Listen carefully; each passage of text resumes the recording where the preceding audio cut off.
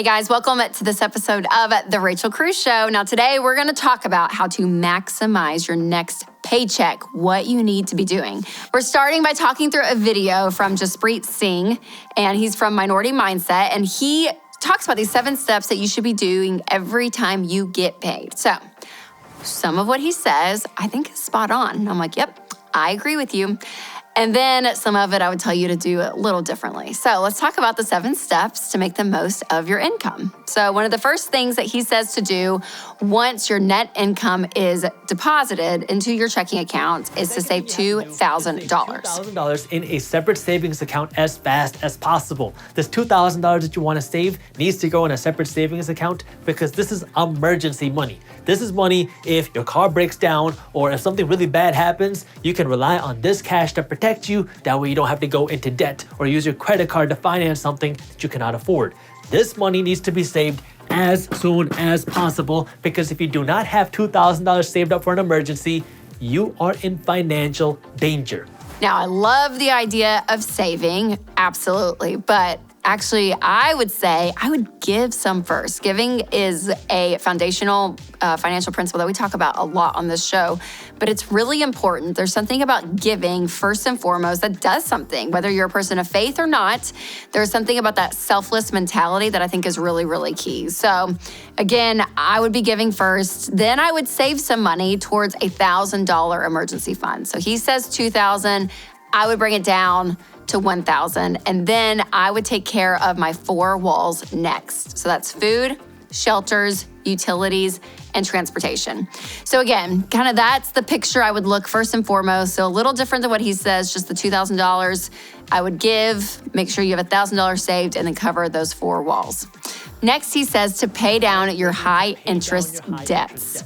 So after you have $2,000 saved up, what you want to do is you want to pay down any high interest debt. So this might be credit card debt. This might be payday loans. So any high interest debt that you have, you want to pay this down as fast as possible right now after you save $2,000 because this money is skinning you alive financially.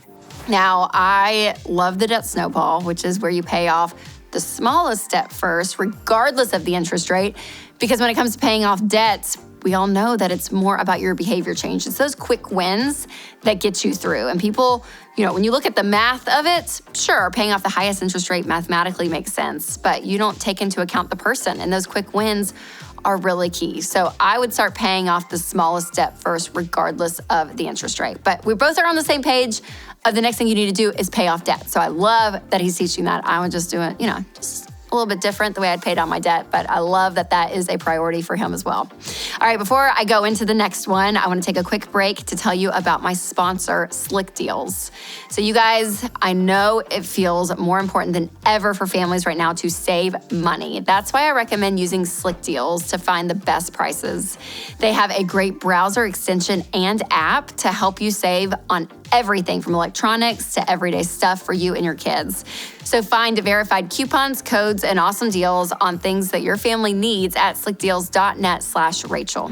All right, next he says to invest 15% of your income, first using it to pay down your low interest debt like student loans and a mortgage. So there's a few different ways you can do this, and it depends on what your risk tolerance is. If you don't like to take a ton of risk, one thing that you can do that will give you a guaranteed return on your money, guaranteed, is you can pay down now your remaining low interest debt. So that means your mortgage, your student loans. If you pay down your student loans 1 year early, you're getting a guaranteed 6% return on your money. Because if you're paying 6% interest to your student loan lender, and you paid off a year early, that 6% interest you no longer have to pay to your lender. You can invest this money to grow your mind. So that means you can use this money to buy books. You can use it to buy classes, to attend seminars, things that will enhance your mind, enhance your financial education. That way you can make better decisions with your money, maybe earn more money. Or if you don't have any debt or you want to be more of an aggressive investor, you can use this money to invest directly into the stock market or into real estate. So when he says invest 15%, but then use it for low interest debt to pay down,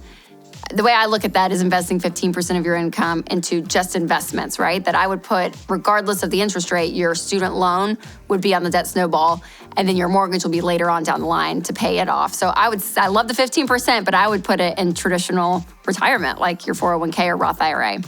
Then he says to put your income into a bigger emergency fund of about 6 months of expenses. You also want 10% of your paycheck going here to your savings account. Remember, the savings account is money that you're using for emergencies only, okay? And once you have this $2,000 cushion built up, that's a small cushion, but you need to build that bigger. You ideally want to have 3 to 6 months worth of expenses saved. So if you're spending $3,000 a month, you want to have a very minimum of $9,000 saved up.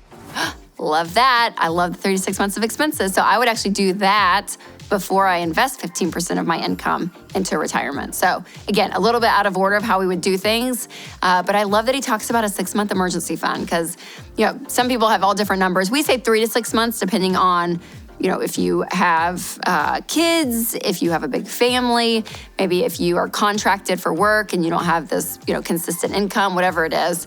But 6 months always feels great. All right, now you've got the rest of your income, and I love that he has to say how to spend it. In this account, your checking account, you are now going to be left with 75% of your remaining net pay. So I guess you can call this your net pay because this net pay was after your taxes and your 401k, and now the 75% is after you paid yourself. It's after you invested your money to build your wealth, and it's after you saved your money to protect you. But this is where you have to be careful because now you need to know the difference between a need and a want when it comes to spending your money. Yes, and amen. I mean, this is a big conversation because it's like, yeah, you may need a new car. Do you need a new BMW? No. I mean, if you have the money for it, that's great, but you don't need that, right? So even the things that we need can end up being wants at some point. So understanding needs versus wants is really important, whether it's from budgeting or saving up for stuff. It just reframes your mindset to what you really, really need. And then when you budget and to be able to say, okay, here are the things I actually need. That's why I talked about the 4 walls at the beginning of this video to make sure that those are your needs, right? Food, shelter, utilities, and transportation, and then everything else is a want. He also talks about any excess income. He recommends buying time back. Listen, at the end of the day, it doesn't matter how much money you have or how good your financial system is if you don't have the time to actually enjoy your life and to enjoy your money. And I love this advice too. This is so great because time is the one commodity that you can't get back, right? You can't get more of, you can't get less of, like it is what it is. So if you're able to save time on things, that's amazing. Things like, grocery delivery, if you want to put some extra money towards that so you don't have to go to the grocery store, it's conveniently right there. You're a mom with a bunch of little kids and you're able to have someone deep clean your house every now and then so that on the weekends you're not doing that. If there's any way just to free up time and use extra income if you have it to do those things, I think that's a great priority. That's something that I really value and I think is important. So again, if it's something you value, I think it's a great place to put some extra income. All right. I love it. I love finding different people and what they have to say about money, even if we don't agree on everything. But we're pretty spot on a lot of the values and principles with money. So that's always fun to see, even though some stuff is out of order. It's great. But I'll say, for us in the Ramsey Baby Steps, it's been over 30 years of this plan. And it's really the quickest way we've seen to get from point A to point B, from feeling out of control with your money, not know what you're doing, to being in control and building wealth. And so the 7 Ramsey Baby Steps is something that I still really recommend and kind of what we walk through on this video. But again, all of you that have done it, you know the freedom that comes with taking control of your money, which is so huge. And I think a lot of us, we can get in this cycle every month of just kind of wondering where our money went. And so one of the biggest principles is just being intentional and saying, okay, I have to know exactly where my money's going. And when you start to do that, you start to realize, okay, look at all of my money that's going to debt, for instance. My income comes in and it goes right back out to payments, and I'm not able to use those hundreds of dollars to go and invest and build wealth, right? It makes you reframe everything when you start being intentional. So that is so, so key. If you guys haven't checked out Financial Beast University, I would recommend that because this is a great momentum starter to be able to say, hey, if you need the foundations when it comes to your money principles, this is a great place to start. Now make sure to share this video with a friend who might be looking for a plan for their money this year. And hopefully this was encouraging to you guys to keep up the work, keep being intentional, and remember to take control of your money and create a life you love.